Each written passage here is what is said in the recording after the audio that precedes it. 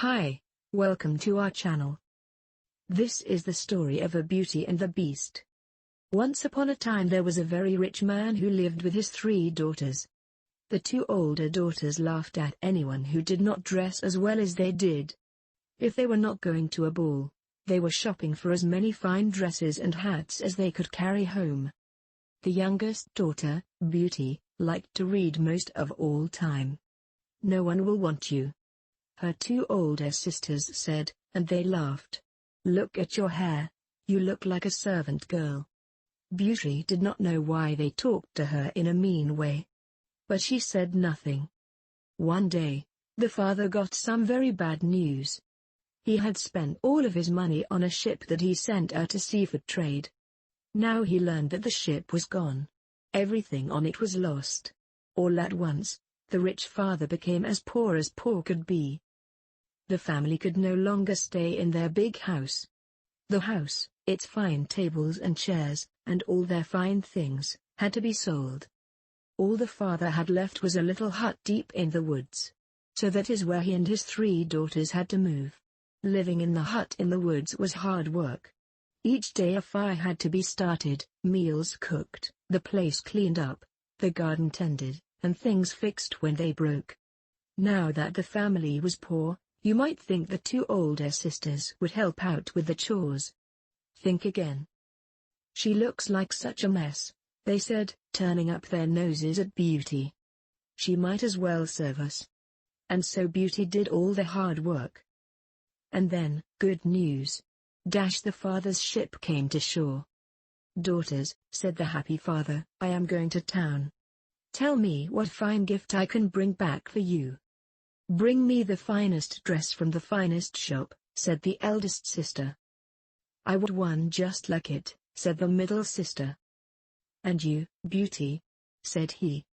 "All I want, father," said she, "is a single rose." "Can you believe her?" said the eldest sister. "What a fool!" said the middle sister. They both laughed. "Girls," said the father, "if that is what Beauty wants, that's what I will bring back for her."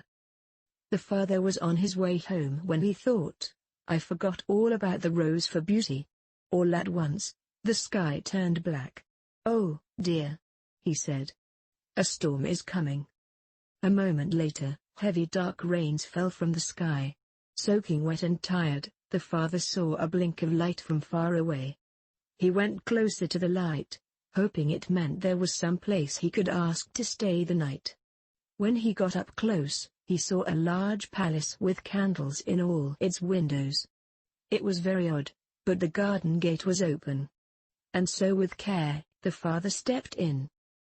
"Hello?" he said. No answer. There, before him, was a great feast over a long table. "Hello?" he said again. Still, no answer. The father sat down in front of the fire to warm himself, and he waited. But still, no one came. "I suppose it would be all right if I stay the night," said the father. He took a quick bite from the feast, found a bedroom, and fell fast asleep. The next morning the table was laid again, but this time with breakfast. Again, most odd, no one was around. "I suppose I should leave," said the father after a while. On the way out he passed a rose garden. "I will take just one," said he. And he picked a rose for Beauty. Just then, a loud stomp came up from behind him. Roared a voice, "You took my rose." The father spun around. The before him was an awful, huge monster. I'm sorry," he said. "I didn't know." "You will pay for this," the beast yelled. "You will die." The father fell on his knees. "Please," he begged. "Do not kill me. I only picked the rose for one of my daughters." "Oh, so you have daughters?" said the beast. "Well, if one of them will come and stay here in this palace, you will be free. If not, you must return yourself in 3 months, and take your punishment." When the father got home, Beauty could tell something was wrong. "What is it, father?" she said. "Oh, nothing," said he. But she knew that was not true. At last, The father told his girls what the beast had said. "This has all happened because I asked you to bring home a rose," said Beauty. "I will go there in your place. Or else, you will die." "No, I cannot allow that," said the father. "I am old and don't have much longer to live. You are young, you must not do this for me." But Beauty would not change her mind. And 2 days later, the father took Beauty to the palace where the beast lived. "So this is your daughter?" said the beast, looking at Beauty.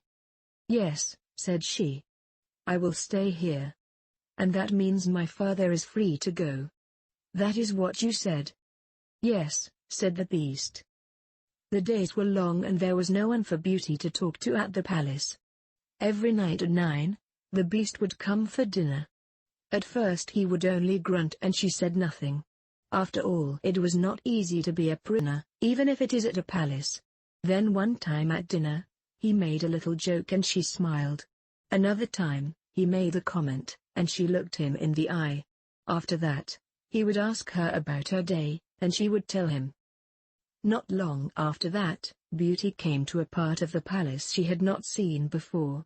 Over a door was a sign, "Beauty's room." The door was open. Inside the room were shelves of books to the ceiling, a piano, and a cabinet of fine dresses, just her size. Now there was much to talk about at dinner. One night, at the end of dinner, Beast said, "Beauty, I love you. Will you marry me?" Beauty was shocked. "Beast, you are my best friend," she said. "But please understand, I do not want you to marry you." Still, the beast asked her the same question after dinner, time after time. And each time Beauty said the same thing. One night, the beast said, "Beauty, if you will not marry me, what can I do to make you happy?" "If you must know," she said, "it would be to see my father. I miss him so much." The next night, the beast gave Beauty 2 magical items, a magic mirror and a magic ring. "If you want to see your father," said he, "just ask the magic mirror to show him to you. If you are ready to go back home, turn the magic ring on your finger 3 times and ask the mirror to take you there. When it's time to come back here to the palace, turn the ring 3 more times and ask the mirror to come back. But do not be gone for more than 1 week, or I will die of grief." Beauty agreed. When she got back to her room, she looked in the magic mirror and asked to see her father. And though he was in bed and looking so sick he could die. In fear, Beauty turned the ring on her finger 3 times. "Please, magic mirror," she said. "Take me home right now." And she was back. Such joy when her father looked up and saw Beauty. For much of why he was ill was in knowing that Beauty was stuck in the palace, all because of him. Beauty stayed by her father's bed for hours.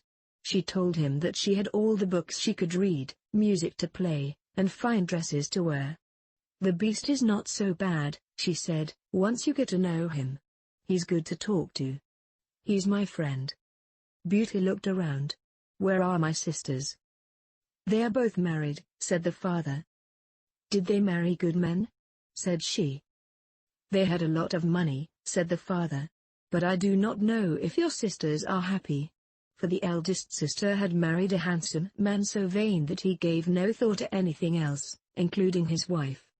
And the middle sister had married a man with a sharp wit but who used it to hurt everyone around him, and most of all his wife. When the sisters came to the house and saw Beauty, dressed so well and talking about how kind and good the beast was to her, they burned with rage. Beauty told them she must stay no more than 1 week. And the sisters came up with a plan. They patted Beauty and said such nice things they had never said before. When she told them she must go soon, they wept. They said she must not leave. There was still so much left they wanted to do with her. And why does just a few days matter, after all? So Beauty stayed. One night she had a dream about the beast. In her dream, the beast lay sick and dying. When Beauty woke up, she asked the magic mirror to show her the beast. There he was in the mirror, lying in the rose garden, looking so sick he would die. At once, she turned the magic ring 3 times. "Take me back to the beast," she said. In a moment she was sitting next to the poor, sick beast, who could only gasp for air. "You have come back," said the beast in a thick voice. "I'm so sorry that I am late," said Beauty. "I could not bear the idea that you may not come back to me. I am afraid it is too late for me now." His eyes closed. "No," cried Beauty. "Do not leave me." Just then, she knew in her heart what was true. "I love you," she cried out. "Please come back. If you only come back, I will be your wife." Tears rolled down her cheeks. Just then, the beast opened his eyes. "Beauty," he said. "You did it." In a flash, the beast was changed to a handsome prince. Beauty did not know what to think of this change. "Ah, Beauty," said the beast, and he told her his story. Years ago when he was a prince, an evil fairy had put a spell on him. He must stay a beast forever, until a maiden loved him for who he really was. Now she had broken the spell. And so Beauty and the Beast were married. They lived happily ever after. The end. If you like our video, please subscribe our channel. Thanks.